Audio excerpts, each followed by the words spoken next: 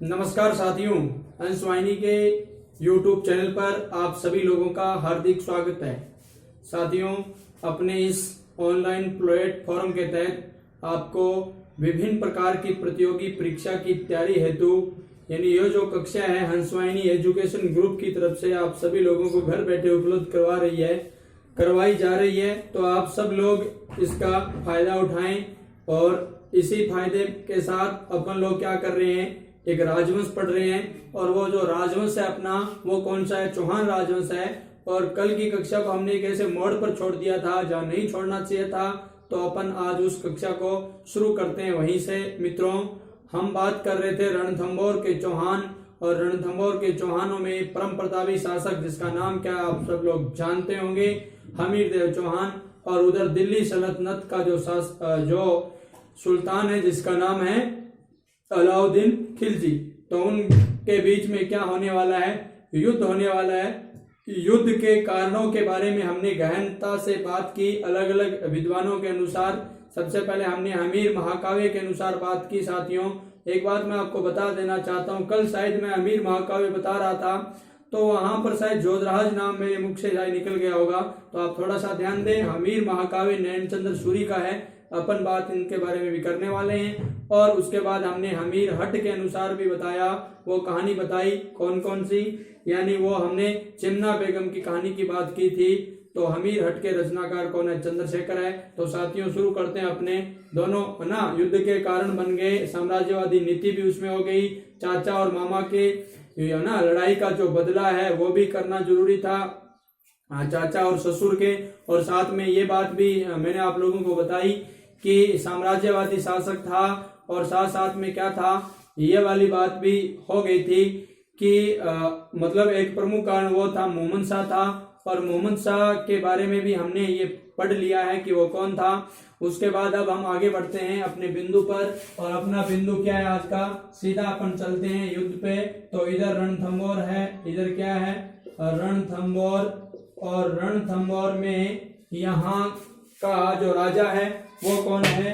यहाँ का राजा हो जाएगा जिसका नाम है हमीरदेव चौहान। हमीरदेव चौहान। अब देखो साथियों, इधर रणथंभौर है और इधर क्या है? दिल्ली। ये लो सा दिल्ली। और दिल्ली का सुल्तान कौन है? हम सब लोग जानते हैं कौन है वहां पर? एके। वहां पर कौन है? एके। एके का मतलब अलाउद्दीन खिलजी। एके का मतलब आप सब लोग जान गए होंगे, अलाउद्दीन खिलजी। और ये 1296 से 1316 ईस्वी तक ये शासक रहता है।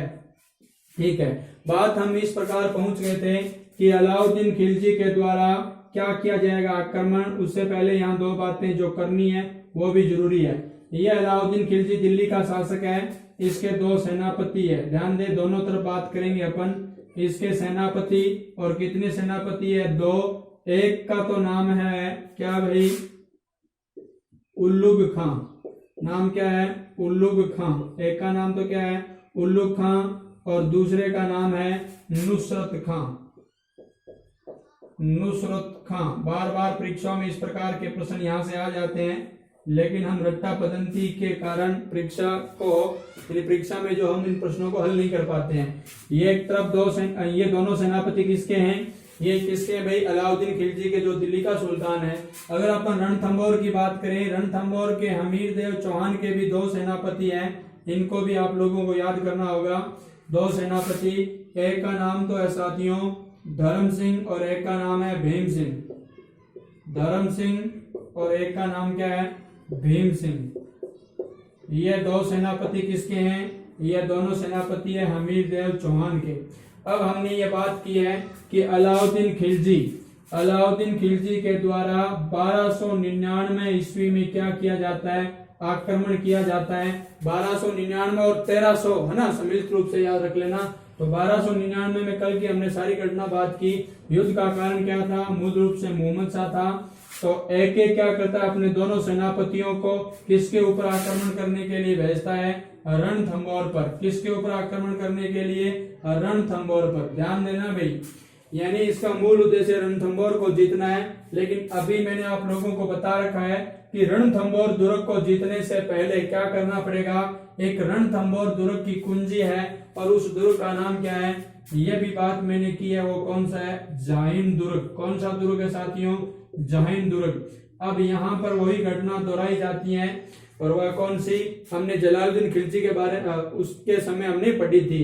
तो अलाउद्दीन खिलजी के दोनों सेनापतियों के द्वारा अलाउद्दीन खिलजी की सेना के द्वारा शाही सेना के द्वारा आक्रमण किया जाता है जाहिन दुर्ग पर, और जाहिन दुर्ग पर शाही सेना का क्या हो जाता है, अधिकार हो जाता है। ठीक है, अब ध्यान दे, जाहिन दुर्ग पर शाही सेना का अधिकार मतलब जाहिन दुर्ग को जीत लिया। अब हमीर देव चौहान, ये जो इसी के अधीन था जाहिन दुर्ग, तो हमीर देव चौहान क्या करता है, यानी इस दुर्ग को वापस जीतने के लिए, मतलब कहते हैं कि इस जाहिन दुर्ग पर अधिकार करने के बाद अलाउद्दीन खिलजी की जो सेना है वो आगे बढ़ रही है। किस ओर जा रही है, रणथंभौर की ओर। किसकी ओर, रणथंभौर की ओर। तो ये हमीर देव चौहान क्या करता है, इस सेना का सामना करने के लिए अपनी सेना भेजता है, और इसके दोनों सेनापति कौन है, एक सेनापति का नाम है धर्म सिंह और एक का नाम है भीम सिंह। तो इन दोनों को भेजा जाता है और ये जाते हैं, अब देखो ध्यान से सुन लो, ये इधर से जाते हैं, उधर से मुस्लिम सेना आ रही है ना, किसकी, एक की मतलब अलाउद्दीन खिलजी की। तो मित्रों यहाँ पर एक स्थान होता है, ध्यान दे, बहुत महत्वपूर्ण बात है।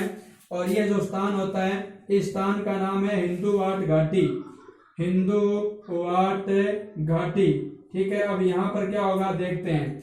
सबसे पहले होता यूं है कि धर्म सिंह और भीम सिंह के द्वारा, मतलब धर्म सिंह और भीम सिंह के द्वारा एक की सेना पर, यानी दिल्ली की जो सुल्तान की सेना है उसके ऊपर भीषण प्रहार किया जाता है। राजपूतों का मुसलमानों पर भीषण क्या किया जाता है, प्रहार किया जाता है। और इस प्रहार में क्या होता है कि यहाँ पर ये जो अलाउद्दीन खिलजी की जो सेना है वो क्या हो जाती है, हार जाती हैं, और ये लगभग पीछे हटने की ओर क्या हो जाती हैं, अग्रसर होती हैं। और इसमें ये जो आक्रमण क्या था, ये थोड़ा इतना ज्यादा भीषण था मित्रों। तो इस आक्रमण मतलब मैं ये कह रहा हूँ जाहिन के थोड़ा सा आगे हिंदुवाट घाटी का युद्ध, ये जो युद्ध है इस युद्ध का नाम क्या है, हिंदुवाट घाटी का युद्ध इसे कहा जाता है। तो ध्यान देना।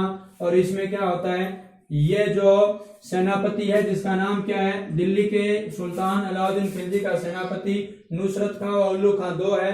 तो यहाँ पर इस युद्ध में नुसरत खां क्या हो जाता है, मारा जाता है। नुसरत खां क्या हो जाता है, मारा जाता है। ये भी ध्यान दे लेना, नुसरत खां की क्या हो जाती है, मृत्यु हो जाती है। ठीक है, यानी सेना का प्रहार इतना तेज था, नुसरत खां की क्या हो जाती है, मृत्यु। और जाहिन दुर्ग पर वापिस रणथंभौर के यानी चौहानों का वापिस क्या हो जाता है, अधिकार हो जाता है। सेनापति कौन है, धर्म सिंह व भीम सिंह। अब इसी बीच क्या होता है कि यानी जो आक्रमण थोड़ा ज्यादा ही भीषण था इनकी तरफ से, तो एक बार तो मुस्लिम सेना वापस पीछे हट जाती है, लेकिन जैसे ही पीछे हटती है तो ये वापस अधिकार करने के बाद धर्म सिंह व भीम सिंह क्या करते हैं, दो होते हैं। तो ये जो धर्म सिंह है ना, ये तो वापस किस ओर आ जाता है, रणथंभौर की ओर आ जाता है, और पीछे कौन बचता है, भीम सिंह। और पीछे से यहाँ पर है ना, अभी मैं आप लोगों को, अभी ये युद्ध पूरा नहीं हुआ है, अभी युद्ध पूरा होगा कुछ और करके। तो इधर क्या होता है, इधर एक अल्प खां नामक एक क्या होता है, सेनापति होता है मुस्लिम, और उसके आक्रमण यानी वो क्या करता है, यानी लौट रही राजपूत सेना के ऊपर भीषण प्रहार करता है। और ये जो प्रहार होता है वो किसके ऊपर किया जाता है, भीम सिंह के ऊपर किया जाता है। मित्रों यहाँ पर भीम सिंह युद्ध भूमि में मारा जाता है, मतलब वीर गति को प्राप्त हो जाता है। ध्यान दे ले, हिंदुवाट की घाटी में दोनों सेनाओं के दोनों सेनापति मारे गए हैं, दो, एक तो वो नुसरत खां मारा गया और इधर कौन सा मारा गया, भीम सिंह मारा गया। अब देखो मित्रों, अलाउद्दीन खिलजी की सेना का जो आक्रमण है, एक बार तो जाहिन दुर्ग पर अधिकार अलाउद्दीन खिलजी वाली सेना कर लेती है, लेकिन ये इसे आगे बढ़ना चाहती है, रणथंभौर पर अधिकार करना चाहती है। रणथंभौर के जो चौहान है जिसका नाम क्या है, हमीर देव, इसने क्या किया, धर्म सिंह और भीम सिंह को सामना करने के लिए भेजा। इन्होंने जबरदस्त आक्रमण किया, तो तुर्क सेना है ना एक बार हिल उठी है ना, और ये यहाँ से क्या हो गई, वापिस पीछे हट गई, और साथ में इनका एक सेनापति मारा गया जिसका नाम क्या है, नुसरत खां। और फिर मैंने आपको बताया यहाँ धर्म सिंह तो वापिस कहाँ आ जाता है, रणथंभौर, और ये भीम सिंह पीछे बचता है। तो इस भीम सिंह के ऊपर लौटती हुई सेना पर हिंदुवाट घाटी ये जो स्थान है वहां पर भयंकर आक्रमण किया जाता है ना, छल पूर्वक भीषण आक्रमण होता है इनके ऊपर। तो भीम सिंह क्या हो जाते हैं, वीर गति को प्राप्त हो जाते हैं। अब जैसे ये धर्म सिंह रणथंभौर आते हैं और ये जो सूचना मिलती है कि भीम सिंह पीछे मारे गए हैं, किसके कौन मारे गए? भीम सिंह। तो ये जो हमीर देव है ये भीम सिंह की है ना मृत्यु का जिम्मेदार किसको मानते हैं? धर्म सिंह को। और धर्म सिंह को क्या करते हैं? सेनापति और प्रमुख के पद से क्या कर देते हैं? हटा देते हैं। ये ध्यान देना। और इसको हटा देते हैं और हटा करके एक व्यक्ति को बनाते हैं जो इसी धर्म सिंह का भाई है, जिसका नाम है भोज। ध्यान देना, बहुत महत्वपूर्ण है। धर्म सिंह का भाई है जिसका नाम क्या है? भोज। और इस भोज को क्या बना देते हैं? धर्म सिंह का पद दे देते हैं। आखिरकार क्या होता है? थोड़े ही समय में यानी ये धर्म सिंह वापिस है ना कुछ ऐसा काम करता है तो ये जो अमीर है खुश होकर के वापिस भोज को क्या कर देता है? हटा करके वापिस धर्म सिंह को क्या बना देता है? ये ध्यान दे लेना, धर्म सिंह को वापिस सेनापति बना देता है और प्रमुख बना देता है। तो अब मैं एक आपको बात बताऊंगा कि यहाँ पर पहले भोज को बनाया गया और भोज को अब यहाँ क्या कर दिया गया? हटाया गया। तो भोज मित्रों यहाँ से नाराज होगा और ये नाराज होकर के किसके पास चला जाता है? एके के पास। किसके पास चला जाता है? एके। एके का मतलब अलाउद्दीन खिलजी के पास चला जाता है। ठीक है, तो मैंने ये युद्ध आप लोगों को पूरा का पूरा समझाया है। अगर आप लोगों ने समझने की कोशिश की है, दोबारा मैं है ना थोड़े ही शब्दों में समझाता हूँ। हमीर देव चौहान के ऊपर अलाउद्दीन खिलजी का आक्रमण किया जाता है। इसके दो सेनापति है, नुसरत का, उल्गो का। इसके भी दो सेनापति है। कौन कौन से? धर्म सिंह, भीम सिंह। ये सेना आक्रमण करती है, जाहिन दुर्ग को जीत लेती है, आगे बढ़ने की कोशिश करती है ना। अमीर के द्वारा इसका सामना किया जाता है। दोनों सैनिक गए हैं। एक बार आक्रमण तीव्र होता है, नुसरत खां की क्या हो जाती है? मृत्यु हो जाती है। और ये प्रश्न बार बार आया कि एके का कौन सा जाहिन दुर्ग में एके है ना युद्ध में एके का कौन सा सेनापति मारा गया? तो ये नुसरत खां था। और उसके बाद मैंने आप लोगों को बताया ये है ना लौटती हुई सेना पर अरब खान नामक व्यक्ति क्या कर देता है ना हमला करता है। तो यहाँ पर भीम सिंह मारा जाता है और ये जो धर्म सिंह वापिस आ जाते हैं। और जब ये वापिस आते हैं तो इसकी मृत्यु का जिम्मेदार धर्म सिंह को ही बताया जाता है कि आप नहीं आते तो शायद भीम सिंह नहीं मरते। तो इस वजह से यहाँ भोज को बनाया जाता है। फिर पुनः भोज को हटा करके धर्म सिंह को बनाया जाता है। तो भोज अपना अपमान समझता है, कहाँ चला जाता है? अलाउद्दीन खिलजी के पास। बड़ी महत्वपूर्ण बात हमने की है, अभी भी अलाउद्दीन खिलजी रणथंभौर पर अधिकार नहीं कर पाया है। ठीक, यह था पहला आक्रमण 1299 से ये 1300 तक ही चलता है। तो 99 का ये माना जाता है। अब अपन बात करेंगे अगले बिंदु पर साथियों। ठीक है, अब बात करेंगे अगले बिंदु पर है ना। और जो बिंदु है बहुत जरूरी है, अगला जो अपना बिंदु है वो बहुत ज्यादा जरूरी है।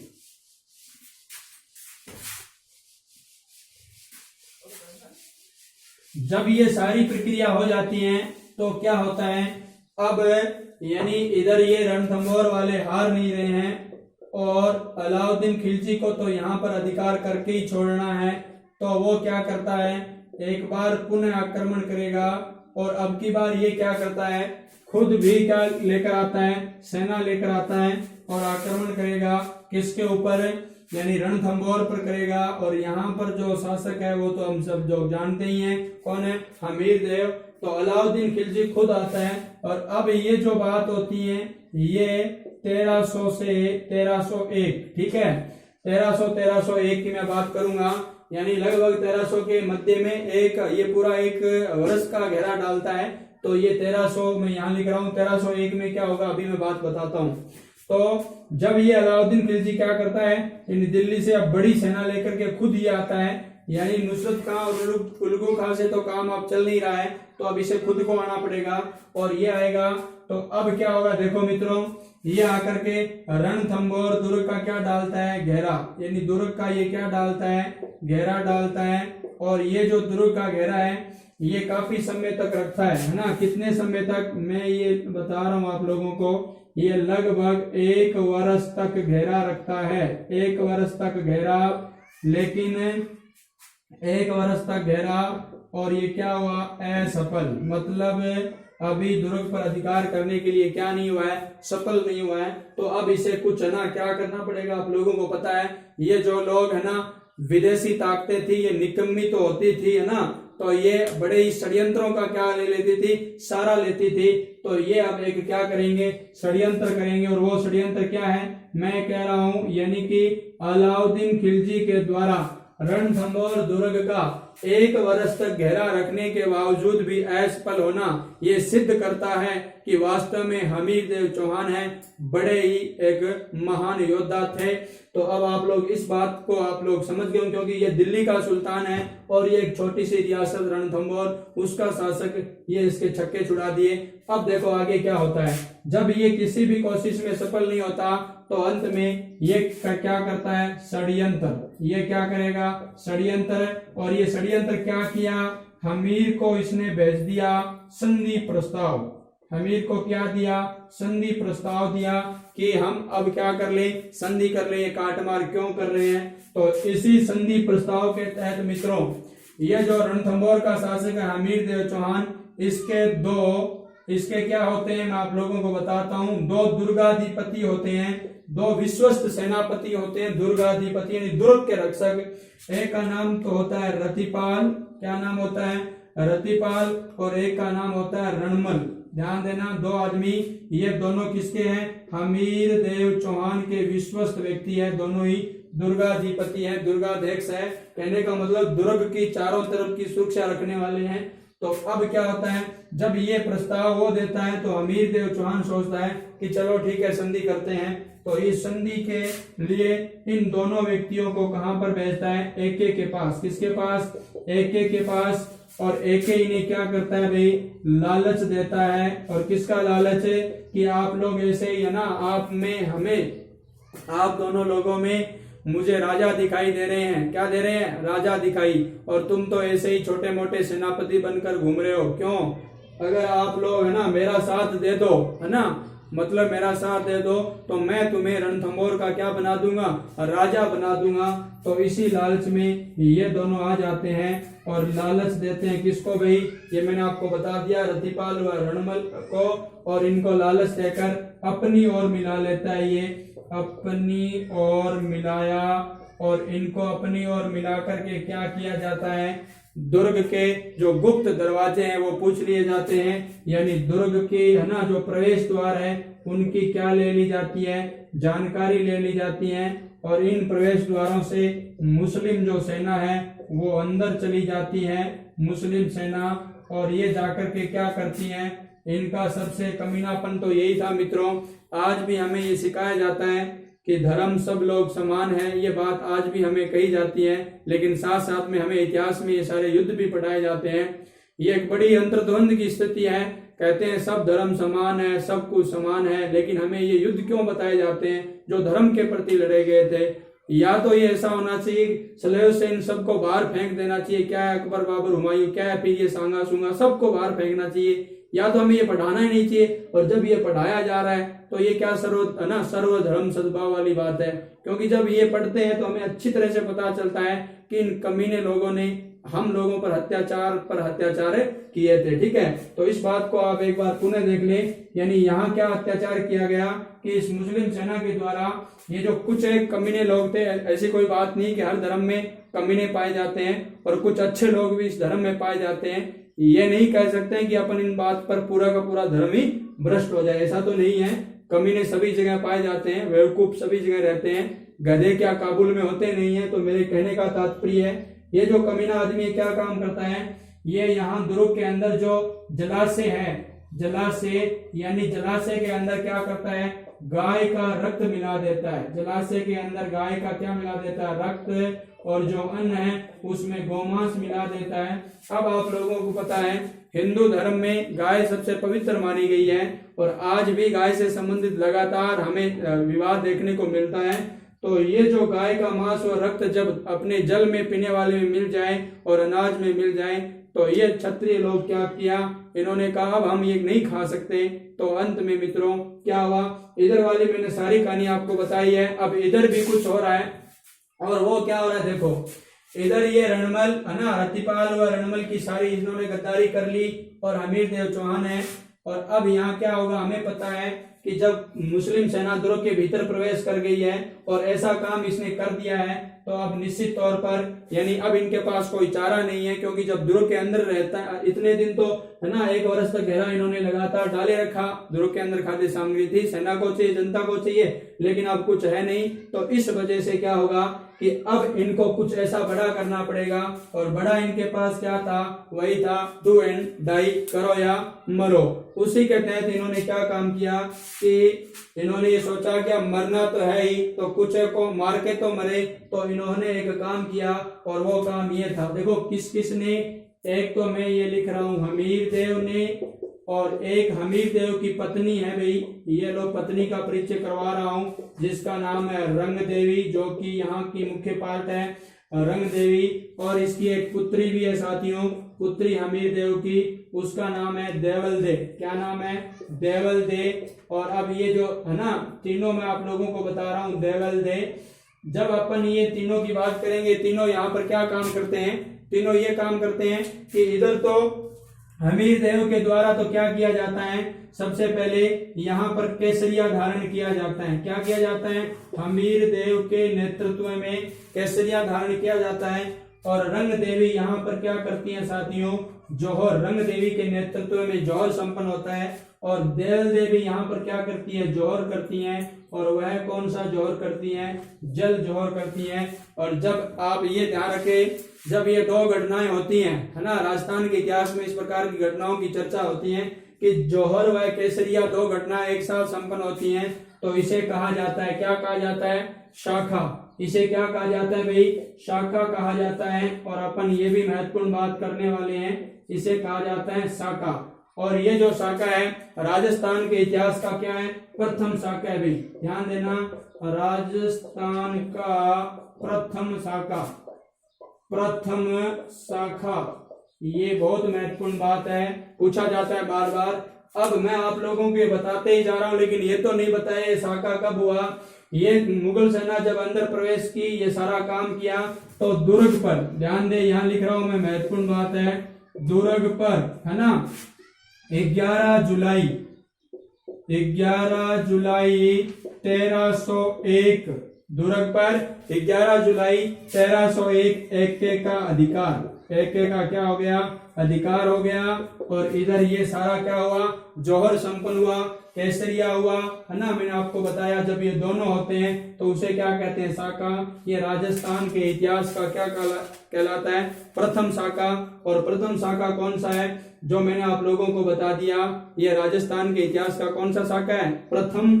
और ये कहां पर होता है, रणथंभौर में, यानी सवाई माधोपुर में संपन्न होता है। तो ये बात आप लोगों को याद रखनी है, ठीक है। तो सारी प्रक्रिया मैंने स्टेप वाइज बताई है, एक बार मैं इस चीज को पुनः रिवाइज कर देता हूं बड़ी सरलता से। इधर रणथंभौर का हमीर देव चौहान है, दिल्ली का कौन है, अलाउद्दीन खिलजी है। अलाउद्दीन खिलजी क्या करता है, स्वयं अब की बार दिल्ली रणथंभौर का घेरा डालता है, 1 वर्ष तक घेरा अना डालकर रखता है, सफलता नहीं मिलती तो षड्यंत्र का सहारा लेता है। षड्यंत्र में संधि का प्रस्ताव हमीर देव को देता है। हमीर देव अपने 2 विश्वस्त सेनापति या दुर्गाध्यक्ष है, और वो कौन है, रतिपाल व रणमल को भेजता है। और ये जाते हैं, ये इसको लालच दे देते हैं, और लालच से क्या होता है मैंने आपको बता दिया, अपनी ओर क्या कर लिया जाता है, मिला लिया जाता है। इनको लालच देकर अपनी ओर मिला लिया, इनको कहा मैं तुम्हें राजा बना दूंगा। और ये फिर क्या करते हैं, प्रवेश द्वार और मुस्लिम सेना अंदर जाती हैं और क्या करती हैं, जलाशय इत्यादि में क्या करते हैं, जलाशय में क्या करते हैं मैं आप लोगों को बताऊंगा। तो ये मैं आप लोगों को ये बता रहा हूं कि जलाशय में गाय व रक्त व गोमांस डाल दिया जाता है। और जब अपन बात करेंगे किसकी, कि मैं आप लोगों को वो जो बात बताना चाहता था वो ये है कि ये जो रणमल है, रतिपाल, इनका विश्वासघात तो होता ही होता है। और साथ साथ में जो इधर जो घटना होती है वो कौन सी है, हमीर देव की। और हमीर देव क्या करता है, यहाँ केसरिया करता है। और रंग देवी क्या करती है, जौहर संपन्न करती है। और ये जो शाखा है राजस्थान का कौन सा शाखा है, प्रथम शाखा है। अब ये जो सारी बात मैं आप लोगों को बताने के बाद एक बात आपको बताता हूँ, वो क्या है, देखो एक बात तो मैं अमीर खुसरो के अनुसार आपको बताने वाला हूँ, उसका एक वाक्य मिलता है, वो ध्यान रखना है। और दूसरी बात, राजस्थान का प्रथम शाखा तो मैंने आपको बता ही दिया है, ठीक है। एक बात ये भी आती है कि राजस्थान का प्रथम जल जौहर, तो ध्यान देना यही राजस्थान का प्रथम क्या है, जल जौहर है। और मैंने आप लोगों को बता दिया ये जो इसकी पुत्री है इसका नाम क्या है, देवल है। और देवल के द्वारा यानी एक तालाब होता है यानी दुर्ग के पास ही, और उसका नाम क्या होता है, पद्म तालाब यानी पद्मला तालाब भी कहते हैं। और उस तालाब में ये क्या कर जाती है, यानी ये अपने आप को समर्पित कर देती हैं। तो ये है यानी एक तरीके से जल क्या हुआ, जौहर हुआ। तो ध्यान देना, राजस्थान का एकमात्र और प्रथम जल जौहर यही है। और एक चीज ये भी याद रख लेना आप लोग, मैंने बता दिया राजस्थान के इतिहास का प्रथम शाखा है 1301 में संपन्न हुआ है। 11 जुलाई 1301 एके के द्वारा दुर्ग पर क्या किया जाता है, अधिकार किया जाता है। तो बड़ी ही महत्वपूर्ण बातों के बारे में हमने चर्चा की है। अब मैं एक चीज आपको यहाँ बता देता हूँ, यानी जब ये अलाउद्दीन खिलजी दुर्ग पर अधिकार कर लेता है कब, 11 जुलाई 1301 को, तो यहाँ पर एक व्यक्ति होता है जिसका नाम है अमीर खुसरो। नाम क्या है, अमीर खुसरो, जिसकी पुस्तक के बारे में हम चर्चा करेंगे, खजाइन उल फतवा है। उसमें यह कहता है कि आज, ध्यान से सुने, आज कुफर का गढ़, आज कुफर का गढ़ इस्लाम का घर हो गया। कुफर का गढ़ इस्लाम का क्या हो गया, घर हो गया। कहने का मतलब ये है कि ये जो लोग कमीने लोग होते थे वो यहाँ अपने धर्म के अलावा लोगों को क्या मानते थे, कुफर, ठीक है, यानी धर्म विरोधी लोग, इनके धर्म के न हो, मतलब मुस्लिम धर्म के न हो, अन्य धर्म के जो लोग हो उनको ये क्या मानते थे, कुफर। तो कहने का मतलब ये हो गया आज कुफर का गढ़ यानी धर्म विरोधी लोग, कुफर शब्द का अर्थ है धर्म विरोधी लोगों का जो गढ़ था ना, वो किसका घर हो गया, इस्लाम का घर हो गया। ये बात कौन कहता है, अमीर खुसरो कहता है। खजाइन उल फतवा इसकी क्या है, रचना है। और एक बात मैं आप लोगों को बता देना चाहता हूँ, है ना, ऐतिहासिक सम्मत ये बात है, हाँ ना, ऐतिहासिक स्रोत है, इनकी जानकारी हमें कहाँ कहाँ से मिलती है, तो वो भी अपन लोग देख लेते हैं। आज कुफर का गढ़ इस्लाम का घर हो गया, ये बात अमीर खुसरो कहते हैं। और एक बात और बता देता हूँ, अमीर खुसरो एक अच्छे ही हिंदी के कवि है, खड़ी बोली हिंदी के अपन बात करेंगे, अच्छे कवि है। मुकरियां व पहलियां भी लिखते हैं ना, इस प्रकार की ये बातें लिखते हैं ना कि गोरी सोवे सहज पर मुख पर डारे केस, चल खुसरो घर आपने सांझ भई चो, और ठीक है, ऐसी बातें भी लिखते हैं। तो ये बात अपन हिंदी में करेंगे। तो अब मैं इसकी सारी कहानी को आगे बताता हूँ। यहाँ महत्वपूर्ण बात है, प्रश्न बहुत सारे आते हैं। हमीरदेव चौहान ने केसरिया किया, रंगदेवी ने जौहर किया, और देवल ने क्या किया, जल जौहर किया। ठीक है, अब देखो इसके बाद कुछ महत्वपूर्ण बातें यानी इससे संबंधित और बची हैं, और वो क्या है, वो ये है कि ये जो सारी बातें हम पढ़ रहे हैं, कभी कई बात कर रहे हैं, अलग प्रकार से भी बातें हम कर रहे हैं, दो दो तर्क भी दे रहे हैं, तो इन सभी बातों का हमें जो जानकारी है वो कहाँ से मिलती है। तो मैं आप लोगों को अब जो चीज बताना चाहता हूँ वो क्या है, जानकारी के स्रोत है।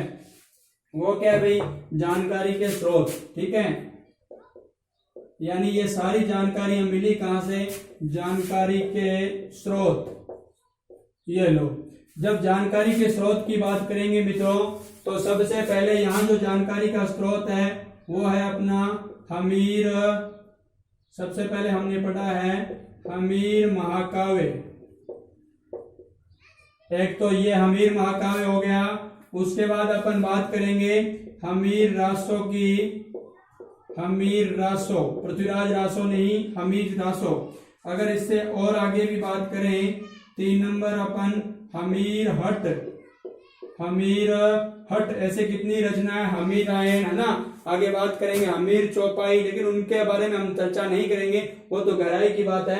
लेकिन आप इन प्रमुख को तो जानो, हमीर महाकाव्य, हमीर रासो, हमीर हट, और एक पुस्तक आती है जिसका नाम है सुरजन चरित्र। सुरजन चरित्र, कौन सी पुस्तक आती है, सुरजन चरित्र। तो हमीर महाकाव्य, हमीर रासो और हमीर हट, सुरजन चरित्र। और एक मैंने अभी आप लोगों को बताया एक पुस्तक है जिसका नाम है खजाइन उल फतवा। ठीक है, तो ये भी आप लोगों को याद करनी है। एक और अपनी पुस्तक है, और वो कौन सी है देखो, यानी खजाइन उल फतवा तो हो गई अपनी। इसके बाद में आपको एक और बता देता हूँ महत्वपूर्ण, यानी एक और व्यक्ति है जिसका नाम है जियाउद्दीन बरनी। उसकी जो पुस्तक है उसका नाम है तारिक ए फिरोज शाही, तारिक ए फिरोज शाही। और इस पुस्तक में जो उल्लेख मिलता है उसके बारे में भी अपन चर्चा करेंगे। तो तारिक ए फिरोज शाही, इसके बाद एक और पुस्तक मैं लिख देता हूँ जो यहाँ से संबंधित तो नहीं है लेकिन वो चकमा हमें दे देती है। जब अपन बात करेंगे हमीर मद मर्दन की, किसकी? हमीर मद मर्दन, ठीक है। ये जो पुस्तक है इसकी भी बात करते हैं। अब देखो साथियों, ये मैंने महत्वपूर्ण ग्रंथ बताए हैं, इनके लेखकों के बारे में हमने पढ़ना होगा और ये जानकारी के स्रोत है किसके? चौहान वंश के। और विशेषकर अपन अब हमीर देव चौहान को पढ़ रहे हैं तो रणथंभौर के चौहानों के।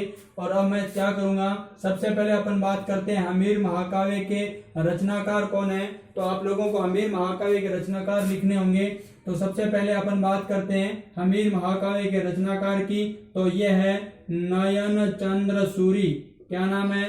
नयन चंद्र सूरी। हमीर महाकाव्य के लेखक कौन है? नयन चंद्र सूरी है। और हमीर रासों की बात करेंगे तो यहाँ दो व्यक्ति आएंगे, एक का नाम तो है जोधराज और एक का नाम है, वो कौन सा है, वो ध्यान दे लेना है, सारंगधर, ठीक है। तो हमीर रासों के दो रचनाकार है, एक का नाम तो जोधराज है, एक का नाम है सारंगधर, ठीक है। और जब बात करेंगे साथियों हमीर हट की, तो हमीर हट व सुरजन चरित दो पुस्तकों के लेखक एक ही है।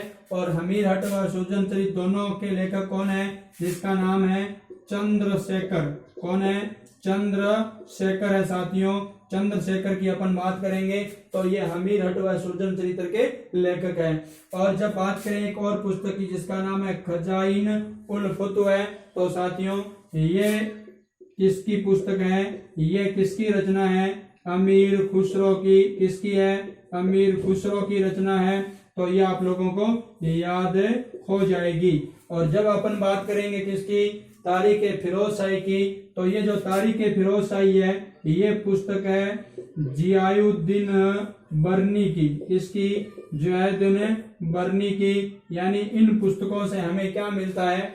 यानी रणथंभौर के चौहान शासकों के बारे में चर्चा आती है। और एक चीज मैं आप लोगों को बता देता हूँ, ये खजाइन उल फुतव व तारीख फिरोज शाही तो रचना है ना, इन दोनों रचनाओं के अंदर जिस चीज का उल्लेख मिलता है वो क्या है कि हमने पढ़ा था अभी खिलजी वंश का पहले शासक जिसका नाम क्या था? जलालुद्दीन खिलजी, मतलब जेके की, है ना।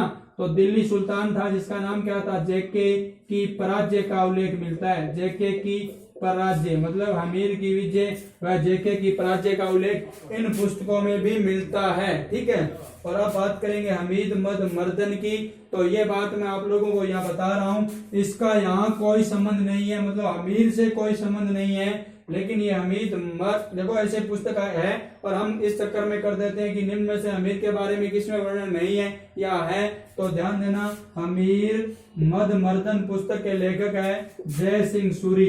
लेखक का नाम क्या है? जय सिंह सूरी है साथियों। और इस पुस्तक के अंदर जो वर्णन है ना वो किसका है? वो आपको ध्यान देना है।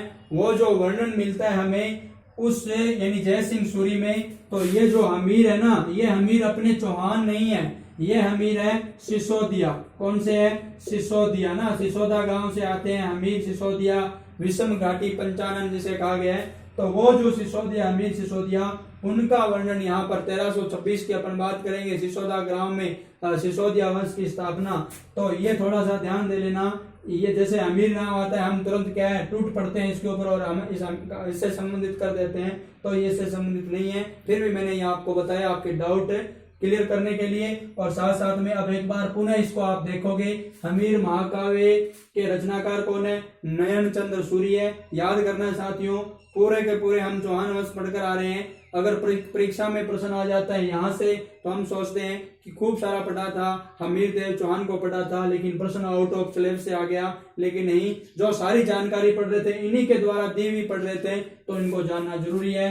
हमीर रासो जो रचना, देखो हमीर रासो, पृथ्वीराज रासो हमने पढ़ रखा है, बिसल देव रासो भी हमने पढ़ रखा है। तो हमीर रासो के रचनाकार एक तो जोधराज है, एक सारंगधर है, और ये है ना हमीर हट और सुरचन चरित्र, इस दोनों ही पुस्तकों के लेखक का नाम क्या है? चंद्रशेखर है। और खजाइन उल फुतव और अमीर खुसरो, मैंने आप लोगों को बता दिया खजाइन उल फुतव के लेखक कौन है? अमीर खुसरो है। और तारीख फिरोज शाही के लेखक कौन है? जियाउद्दीन बरनी है, यानी बरनी की ये पुस्तक है।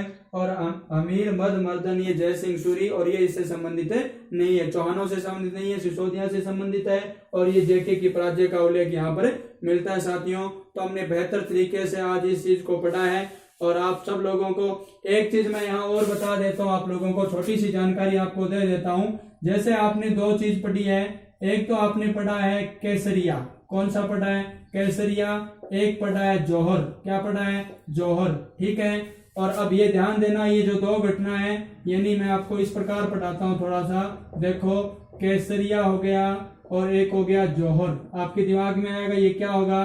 केसरिया होता है कि जब राजपूत लोग यानी युद्ध भूमि में जब इन्हें ऐसा लगता है कि अब हमें करो या मरो की स्थिति का पालन करना चाहिए, है ना, अंतिम समय में, तो ये लोग भयंकर तरीके से युद्ध करते हैं और केसरिया सापा है और सिर पर पहन करके युद्ध करते हैं। तो इसलिए ये ध्यान देना, केसरिया वस्त्र धारण करके ये क्या करते हैं, युद्ध करते हैं। तो इस अंतिम जो श्रृंखला मतलब जो गतिविधि होती है उसे कहते हैं केसरिया करना, है ना। तो ये पुरुषों के द्वारा किया जाता है। और जौहर होता है जब ये ऐसी स्थिति में ये लोग क्या करते हैं, केसरिया करते हैं।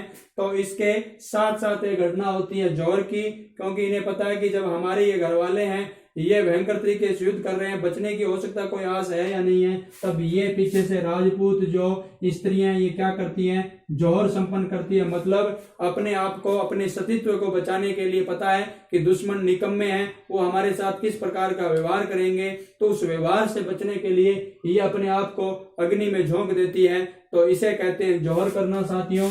तो ये किसके द्वारा संपन्न किया जाता है, स्त्रियों के द्वारा संपन्न किया जाता है, ठीक है। तो ये वाली बात आपको याद करनी है मित्रों। जब ये दो घटना एक साथ हो जाती है, ध्यान से सुने, जब ये दोनों घटना एक साथ होती हैं तो इसको कहते हैं शाखा, क्या कहते हैं, शाखा। और राजस्थान के इतिहास के कई शाखा प्रसिद्ध है। और जब भी इन दोनों में से कोई एक घटना होती है, या तो केसरिया या जौहर, कोई एक घटना होती है, कोई एक मतलब दोनों ने होकर के कोई एक होती है, तो उसे कहते हैं अर्ध शाखा। और आप लोग जानते होंगे एक जगह अर्ध शाखा भी हुआ है, और वो कहां पर हुआ है, वो अपन बात करेंगे जैसलमेर की, जब लूणकरण की बात करेंगे, है ना। गांधार का जो नरेश आता है, भाई बनता है और वो धोखा दे देता है, ठीक है।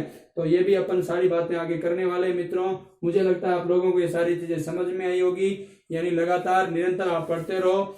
आज की कक्षा को मैं यहीं पर क्या करूंगा, संपन्न करूंगा। अगले दिन मैं एक और महत्वपूर्ण राजवंश आप लोगों की तैयारी के लिए लेकर आऊंगा। तब तक आप इंतजार करें और लगातार इनको पढ़ते रहें। इसी के साथ जय हिंद, जय भारत, वंदे मातरम।